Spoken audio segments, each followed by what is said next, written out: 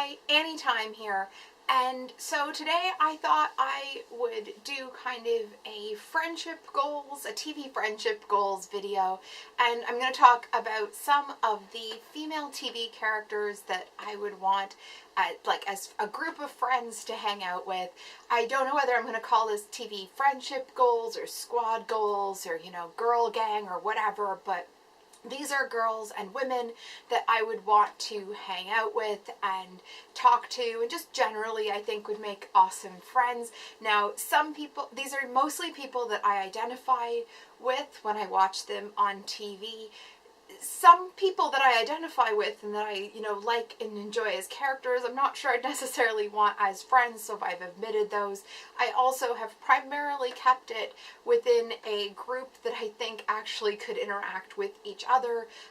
So I might do another one of these that's like a different type of friendship group, but for this one, this is this group or gang or whatever of women that kind of, I think, could all sit at a table and it work out and everybody get along and all that stuff. So I'm going to jump right in. I've got quite a list, so bear with me. I'll try not to ramble on too much, but you know me, I do love to talk, and the list is on my phone, so I will be looking down from time to time. And the first person on my list is Laura Holt from Remington Steele.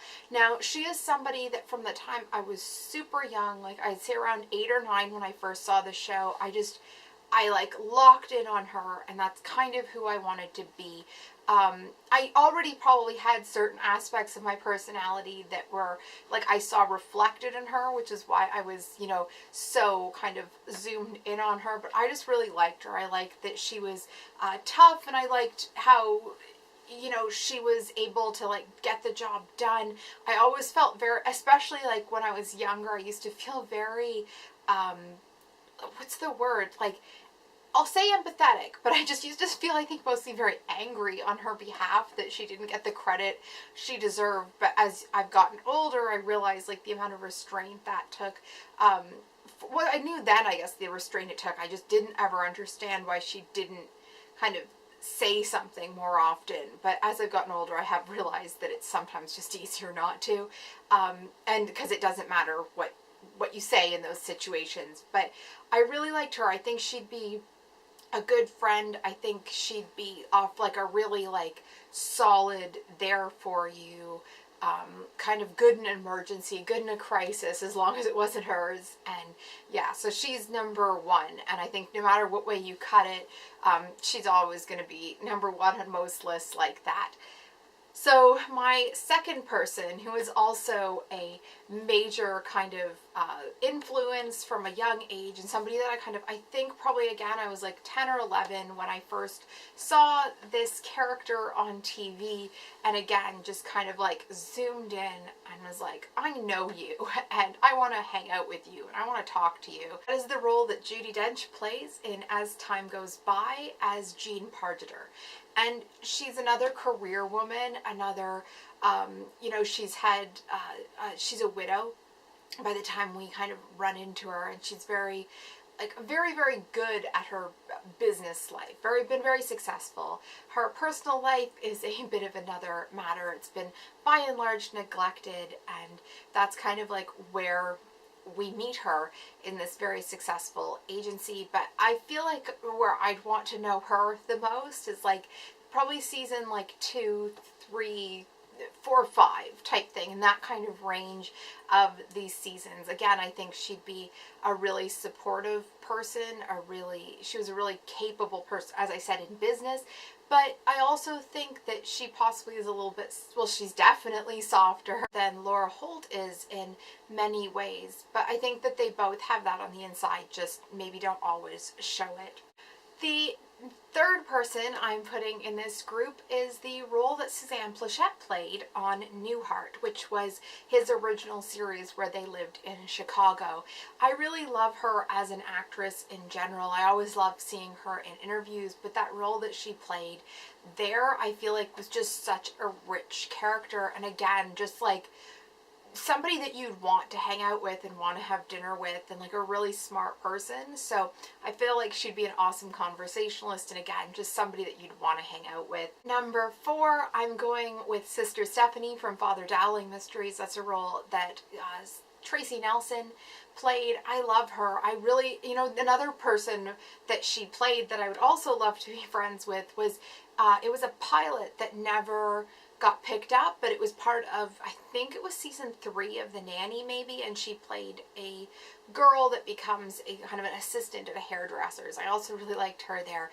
But Sister Stephanie, again, I think she's a bit more streetwise than the others, a bit tougher, but also, again, just a really capable, interesting person that's really interested in other people and in life. And I think that's probably one of the main things that I look for, is just people that are passionate about what's around them, whether they're like super successful or not. It's not necessarily just about intelligence, but it's about, and like I said, it's not about success, because I think you can be somebody that doesn't have success on the surface and be a really successful person in kind of life overall. And you can also be somebody that's had, like, just on paper, you look like the most successful person ever, and you are in some ways, but it doesn't necessarily really mean that you're not leaving a wake of destruction behind you, and I value that. I think success and achievements don't mean much if you've left a trail of destruction. So yeah, and I've gotten off on a sidetrack, but that's kind of like one of the things that I look for, is just like passion and people that would have interesting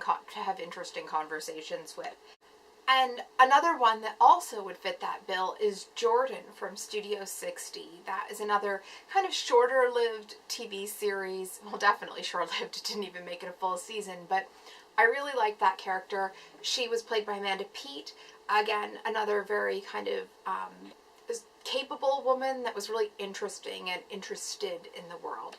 And I think that's probably, like, you will notice that as a theme here. And that's also probably partly why I thought these would be women also that would all, like, get along with each other and enjoy each other's company, because in the shows and the characters they play, they don't tend to, like, not want to be listening to other people either, despite the fact that they kind of can talk and are articulate and, as I said, have a lot to say.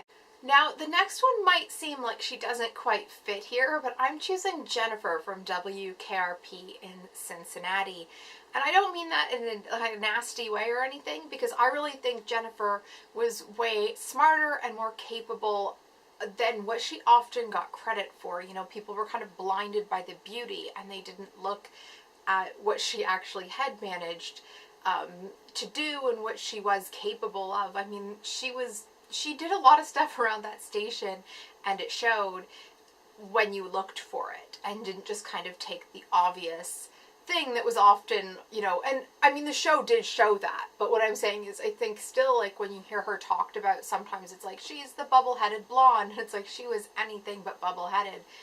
But I really do think she's that same type of person, and she's that same kind of, like, interested, very capable person that I think would be really interesting and fun to hang out with. Fran Fine is the next person that I'm going to put on this list, and that is the nanny from The Nanny, played by Fran Drescher.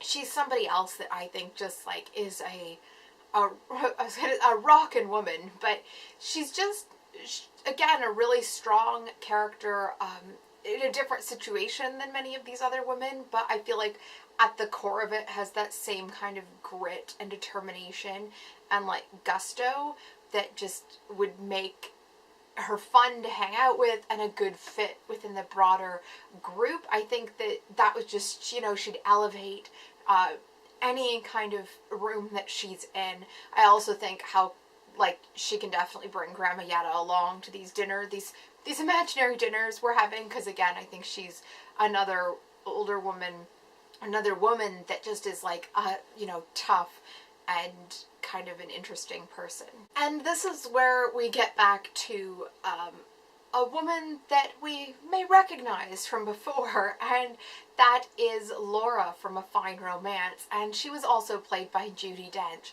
It's another series that it was filmed before As Time Goes By, and it's another one that I really like. She plays kind of definitely a different character.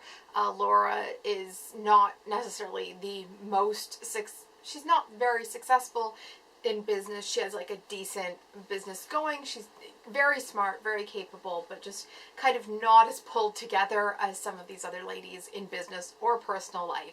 But again, it's just, she's a character that I kind of always want to, like, whenever I watch that show, I'm always like, oh, I just want to hang out with her, because she's just, she's so not grand, and it's so not, you know, anything, there's no pretense there. I mean, there is when she's around the male lead in the movie, there's a bit of that, but I think that, you know, for the most part, not, and she's somebody that would be kind of, you know, kind of fun to fail with together as you try new things. And Mia from Just Shoot Me, who was, played by Laura San Giacomo, I believe is how you say her name. But she's somebody else that, like, again, as like a teenager when that show came out, I was just captivated by, of all the kind of like female leads on TV at the time, her and Carolyn from Carolyn in the City, who would also be great in this fictional friend group. They were the ones that kind of spoke to me probably the most of the shows that were on at that point. Maybe that's surprising, maybe it isn't, but I really liked her. I know that many would probably argue that she's not a very likable character, but I liked her, and it was probably because I'm a lot like that, which again, I think that's not surprising when I've talked about these other characters and who I relate to and all this stuff. But yeah, I liked her. I liked seeing that on TV, and I liked seeing it in that environment of a fashion magazine, because as much as I wasn't like as militant as she was with her, you know, anti fashion industry stance, I think it was really interesting to see somebody that was so different to what the perceived people would be that would be working in that environment. And as somebody who always kind of never wanted to rule anything out at that point, it was nice to feel like that was an option. I feel like she'd probably be the most argumentative on this list and the most likely to like start little fights within the group, but still I think she'd be an interesting person and very smart and like kind of make us all better for it. The last person I'm going to mention here, I have more that I could go on, but the last person I've decided to like cap it off with is Angela from Who's the Boss. Now this is somebody that I didn't necessarily feel particularly like attached to when I was younger. I definitely, you know, would have picked Tony probably before I've gotten older. I've appreciated like the different parts of Angela more that I maybe didn't get when I was younger. And again, I think she has a lot of the same qualities that are in so many of these other women. And I really think Angela would be a fun person to kind of just spend time with, and really interesting. Again, I feel like she'd kind of make you she'd help you be your best self. And I think that's something that I admire more and more as I get older, and the more and more as you realize how rare it is that that kind of character is portrayed on TV in kind of a more honest way, where it's not like villainizing, not kind of like caricaturizing them, or also kind of not making them the villain and the killjoy. As I've gotten older, I appreciate that all the more. So that's my kind of TV dream friendship group, and I'd love to hear who you'd want to be friends with. If you want to tell me in the comments below, it doesn't have to be women, it can be whatever. I just chose to keep it female for this time. Anyway, I'd love to hear who you'd choose, or if you'd choose any of the same people I had on this list. And please subscribe if you haven't already. I put out a new video every Wednesday, and lately I've been putting one out on the weekends as well. So keep an eye out for those. Give this video a like if you enjoyed it. And follow me on Twitter and Instagram if you haven't already, if you aren't already, or if you didn't know I was on there. The links will be in the description box, and I'll see you soon. Bye.